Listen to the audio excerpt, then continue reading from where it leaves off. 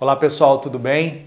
Bem, antes de mais nada, mais uma vez, muito obrigado pelo número cada vez crescente e muitíssimo animador de inscritos, de curtidas, de comentários, de compartilhamentos. E nesse vídeo eu não vou fazer diferente do que eu fiz nos outros, que é atender algumas demandas que surgem para mim através dos comentários. E ali eu percebo que, sem dúvida alguma, são profissionais de saúde envolvidos com o mundo da cosmetologia, da estética. E aí mostram algum interesse de que a gente trocasse informações, de que a gente se ajudasse numa espécie de uma organização, numa espécie de um planejamento frente a um paciente que deseja terapias rejuvenescedoras. E aí exatamente por onde começar ou como trilhar. É muito famoso nesse contexto os ditos R's do rejuvenescimento. E aí vão ter fontes que vão falar em 4 R's do rejuvenescimento, outras que vão sugerir 5 R's do rejuvenescimento. Eu prefiro passar para vocês aquilo que, depurando um pouquinho o que essas fontes colocam, eu preferi assimilar até como uma espécie de um resumo organizado. Então vamos junto, vamos conversar sobre os R's do rejuvenescimento.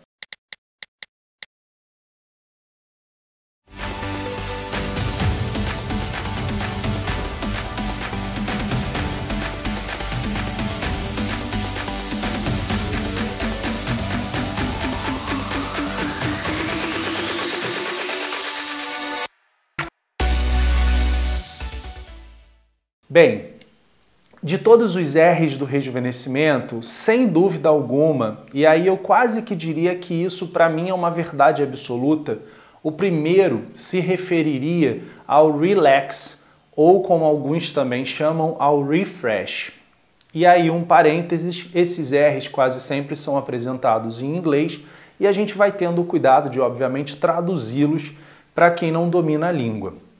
Mas começar pelo relax ou pelo refresh é sinônimo de toxina botulínica do tipo A. E a gente já conversou no canal em alguns vídeos sobre a toxina botulínica, um bastante antigo já lá no início do canal, em que, se eu não me engano, eu falava sobre pontos não clássicos, já que o terço superior da face é a localização facial que a gente mais trata com toxina.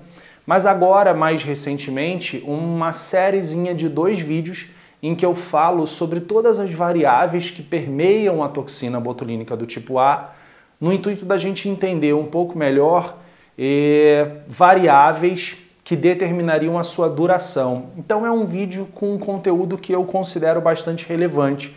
Convidaria vocês a darem uma passadinha por esses vídeos.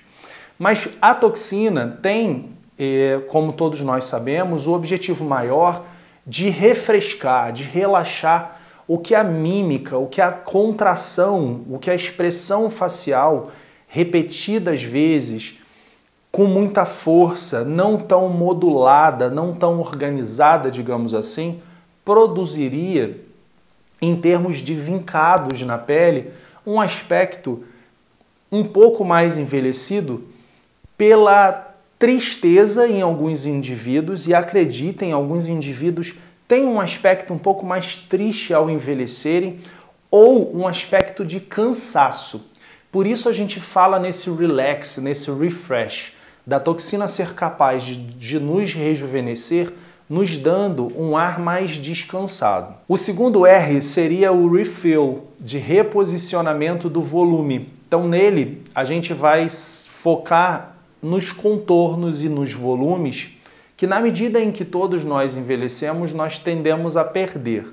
A gente já conversou isso em vídeos anteriores, mas vale lembrar, vale reforçar que estamos todos envelhecendo, obviamente que em todos os tecidos, em todos os órgãos.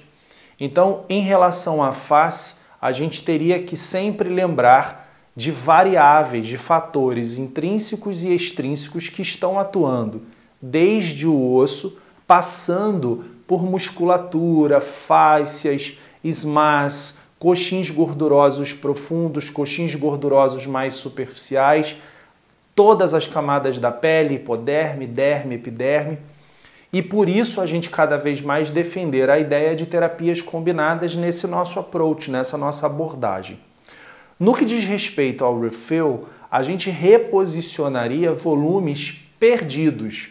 Então o nosso objetivo primeiro não seria dar àquela pessoa uma maçã de rosto que ela nunca teve, um lábio que ela nunca teve, um queixo que ela nunca teve, mas ter como uma abordagem inicial recuperar volumes da juventude.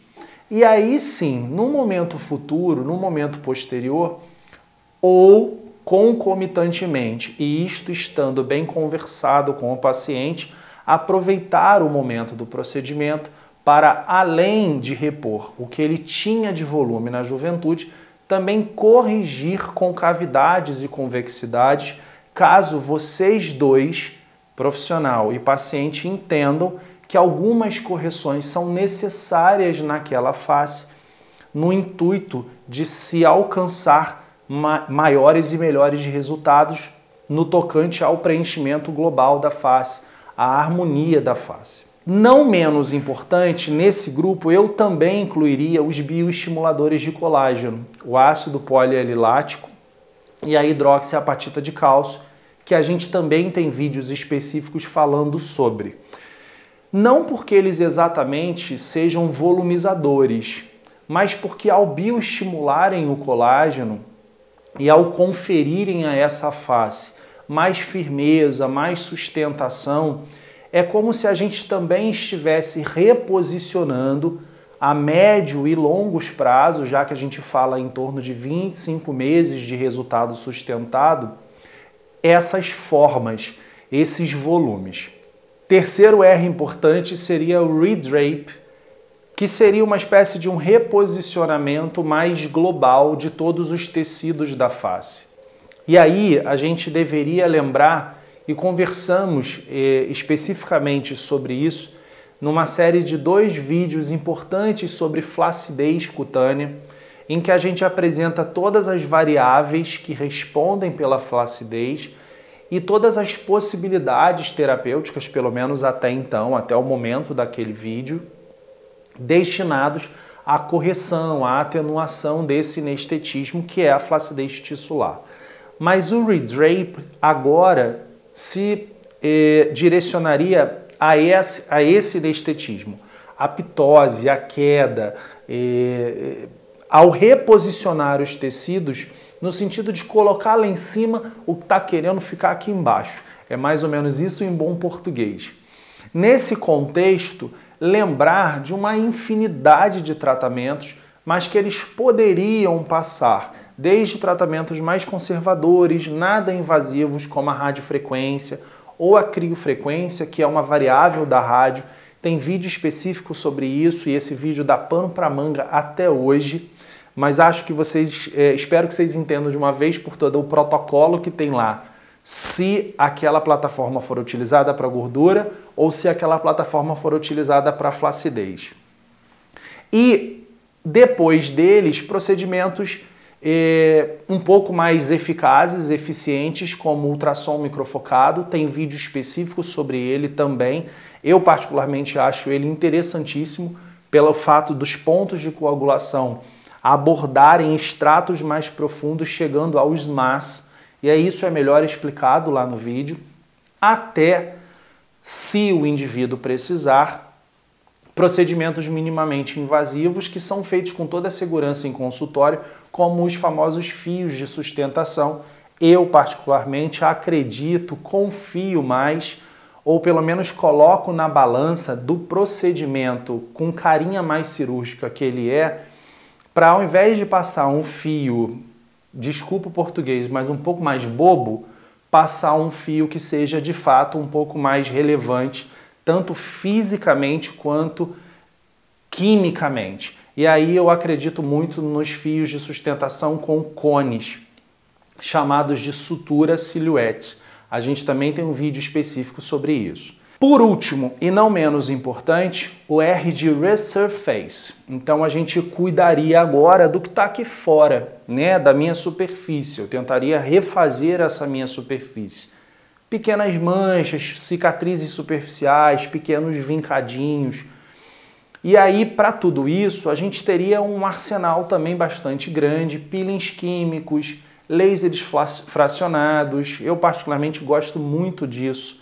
Gosto muito dessa plataforma, a gente tem vídeo específico sobre essas abordagens todas, sobre os peelings químicos, sobre o laser de CO2 fracionado, que tem parâmetros cirúrgicos, caso você tenha ceratoses actínicas um pouco mais exuberantes, um pouco mais protuberantes, pelo próprio laser com o próprio laser de CO2 você consegue esse tipo de abordagem um pouco mais cirúrgica, mas o jet plasma, que a gente também já conversou no canal, também poderia se destinar a esse tipo de dermatose, né?